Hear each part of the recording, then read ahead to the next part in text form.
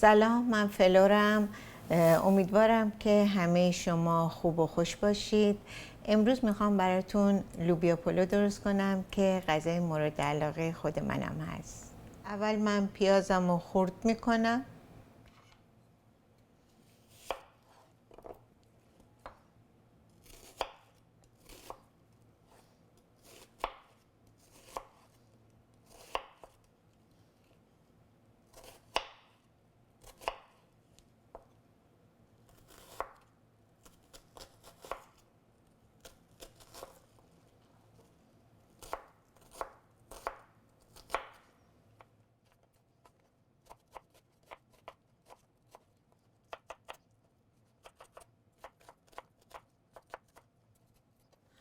حالا بهتون نشون میدم که من چجوری این لوبیا ها رو خرد میکنم. یه مقدارشو خرد کردم و اینجا یه چند تاشو بهتون الان نشون میدم. سر و دم این لوبیا ها رو من میکنم. حالا این لوبیا ها رو خرد میکنم، تقریبا یه چیزی حدود 2 اینچ. یعنی هر لوبیایی رو من به 3 قسمت میکنم.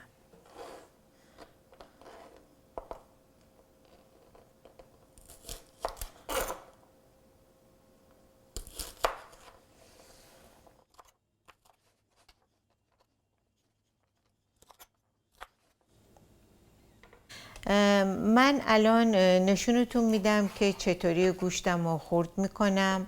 این گوشت من گوشت گاوه. شما میتونید از گوشت گوسفند یا گوساله هم اگه دوست داشته باشید استفاده کنید.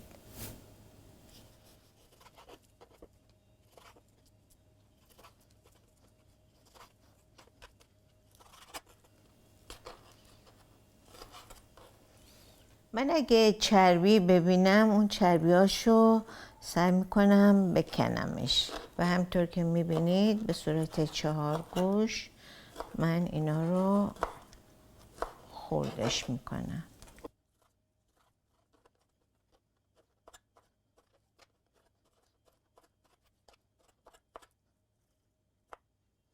اول من پیازم رو سرخ میکنم، یه کمی روغن زیتون میریزم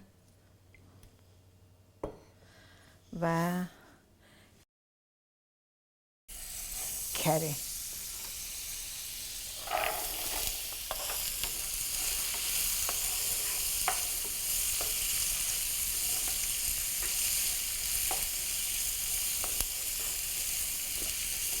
میذارم طلایی بشه و بعد گوشتشو بهش اضافه میکنم.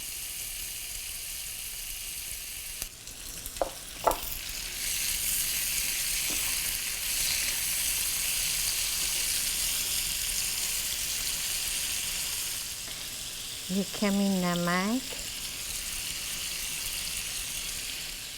فلفل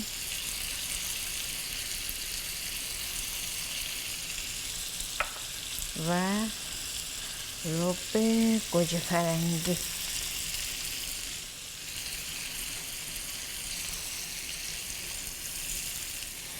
خب حالا به یک کمی که این گوشت ما با این رب سرخ شد، من الان یه مقدار آب جوشیده بهش اضافه میکنم و میذارم به مدت نیم ساعت این بپزه.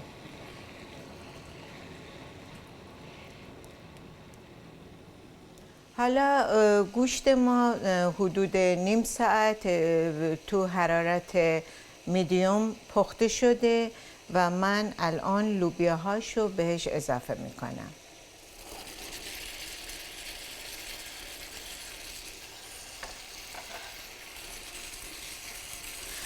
و یه مقداری هم من آب بهش اضافه میکنم، آب جوشیده، و برای طعمش یک کمی زعفرون رو که من تو آب حلش کردم بهش اضافه میکنم. میذارم حدود نیم ساعت دیگه بپزه.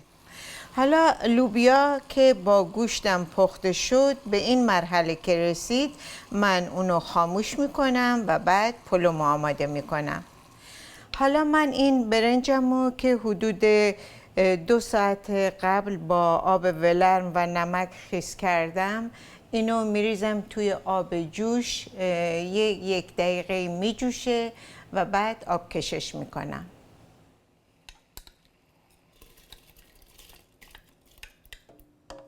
من حالا این برنج رو آب کشش میکنم. نبایستی خیلی پخته باشه، تقریبا باید دون باشه. کمی هم آب سرد میریزم روش. این 2 خاصیت داره. یکی این که از مرحله بیشتر پخته شدن جلوگیری میکنه و یکی این که اون نمک اضافی که من به این برنج زدم از بین میبره. حالا من 1 کمی از این کره آب شده به ته این قابلمم میریزم و همینطور 1 کمی آب.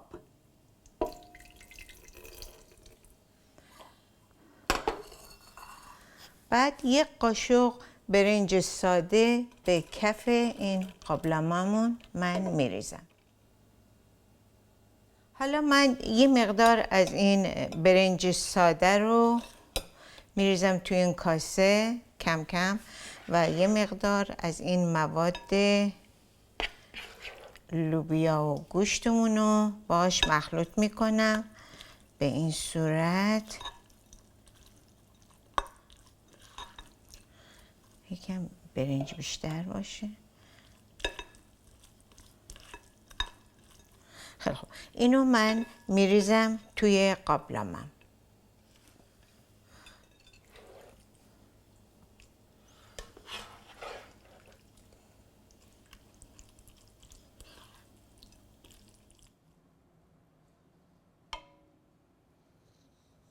بقیه برنجمونم میریزم توی همین قابلمه و با موادمون مخلوط میکنم که بعدشم میریزم روی بقیه برنج. حالا من با این ته قاشق چوبی چند تا سوراخ میکنم. این سوراخ ها به این دلیلی که بخار از بیاد بالا و این غذامون خوب پخته بشه. و اینو من میذارم، این قابلمه رو من میذارم حدود 2 تا 3 دقیقه توی حرارت زیاد و بعد لو میکنم حرارتشو و میذارم که حدود نیم ساعت بپزه. حالا من این دمکنی رو میذارم روی قابلمه که با بخار غذای من خوب پخته بشه. پلوی من آماده است. الان من اونو میریزم توی دیس.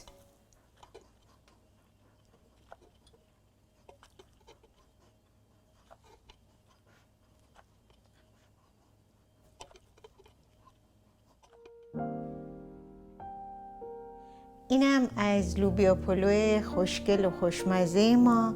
نوش جان بفرمایید.